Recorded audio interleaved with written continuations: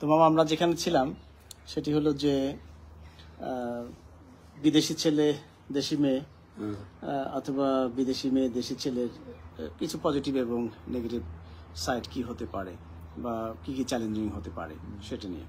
তো আমরা ছেলে এবং মেয়ের সিভি পাওয়ার পর আমরা সেটিকে দেখব মোটামুটি ম্যাচ যোগ্য যেগুলো সেগুলোর সঙ্গে আমরা তাদেরকে ডিরেক্টলি কমিউনিকেশন করবার একটা ব্যবস্থা করে দেব।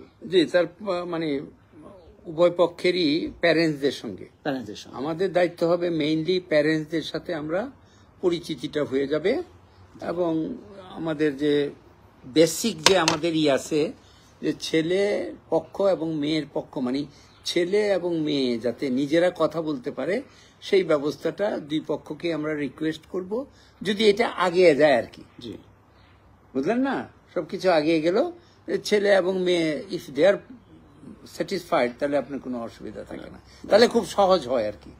খুব ভেরি গুড। এবং ভিউয়ার্সদেরকে আমরা বলে রাখি আমরা আপনাদের সিভি কিভাবে পাবো, খুব সহজ। এটি মেসেঞ্জারের মধ্যে ফেসবুকের যে মেসেঞ্জার আছে সেভাবে পাঠানোটা সবচেয়ে ইজি অপশন, কুইকেস্ট অপশন হবে।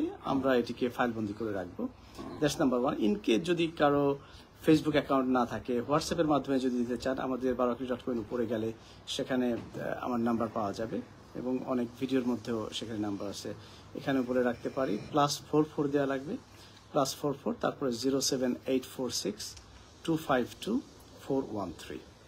এটা হলো হোয়াটসঅ্যাপে দিতে পারবেন। আর যদি কেউ ইমেইলে দিতে চান info@baroakli.com, info@baroakli.com, এখানে ইমেল করতে পারেন, হোয়াটসঅ্যাপ করতে পারেন অথবা মেসেঞ্জারে পাঠাতে পারেন। এই তিন অপশনে আপনারা সিভি এবং সাথে একটি ছবি যদি ইনিশিয়ালি জুড়ে দিতে চান দ্যাটস ফাইন। আর যদি মনে করেন যে মেয়েদের ক্ষেত্রে বা ছেলেদের যদি মনে করেন আমি সেকেন্ড স্টেজে যে ছবি দেবো দ্যাটস ফাইন। কিন্তু আমি মনে করি যে যারা অ্যাটলিস্ট, আমরা তো আশা করি সবাই সবার সামহাও কোনো না কোনোভাবে চেনা জানা, এবং আমার মনে হয় প্রথম স্টেজে যদি আপনারা কমফোর্ট ফিল করেন ছবি দিয়ে দেওয়ার জন্য শুধু একটা ছবি সাথে অ্যাড করে দিতে পারেন ইনশাআল্লাহ।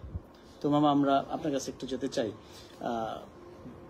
বাংলাদেশে বিশেষ করে দুলাভাই গোত্রের একটা প্রাণী থাকে, প্রত্যেক পরিবারে বিয়ের ব্যাপারটা দুলাভাইরা মাতবরি একটু বেশি করে, তারপরে সেখানে ইয়ে হয় পরবর্তীতে যেটাই হয়। এবং আমার একটা জিনিস দেশের ক্ষেত্রে কাজ করে যে ছেলে কোরআন শরীফ পড়তে পারে কিনা, ছেলে বা মেয়ে নামাজ পড়তে পড়ে কিনা রেগুলার, ইত্যাদি ইত্যাদি। এই বিষয়টাকে আপনি কিভাবে দেখেন যে সিবির মধ্যে কি আমরা ইনফরমেশন চাই না চাই না? আমার মনে হয় সিবিতে এটা দেওয়ার কোনোই প্রয়োজনীয়তা নেই, একেবারে এটা একটা ইনিশিয়াল বা হোক, সিবিতে এই সমস্ত কথা থাকবে না।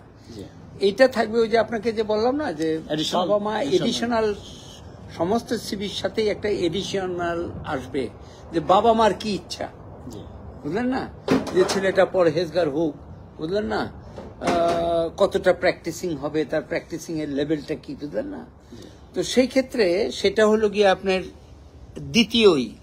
তো ওইভাবে ওই কথাগুলো আমরা যখন অন্য পক্ষের বাবার সঙ্গে কথা বলবো তাদেরকে আমরা আউট অফ সিবি এই কথাগুলো বলবো যে দেখেন এর মধ্যে ছেলে আর মেয়ে কথা বলে তো তারা ডিসাইড করবে এটা এক জিনিস, কিন্তু বাবার তরফ থেকে এই আবদার আছে তাদের। কিছু কিছু কিছু প্যারেন্টস আমরা পাবো মামা, বা আমি আমার কাছে আগে যে কয়েকটা কোনো মেয়ের মা বা বাবা হয়তো চাইবে যে আপনার এরকম একটা ছেলের সঙ্গে শুধু আমার ম্যাচ করার চেষ্টা করেন যে ছেলেটা নিয়মিত নামাজ পড়ে, বা মানে ধর্মীয় ভাবে যে সে যাতে অ্যাক্টিভ হয় এরকম। যদি ইনঅ্যাক্টিভ হয় বা নামাজ কালামের থেকে অনেক দূরে আসে, ওর মধ্যে যাওয়ার ব্যাপারে তাদের কোনো আগ্রহী নাই, ধরেন সেটাও এক ধরনের।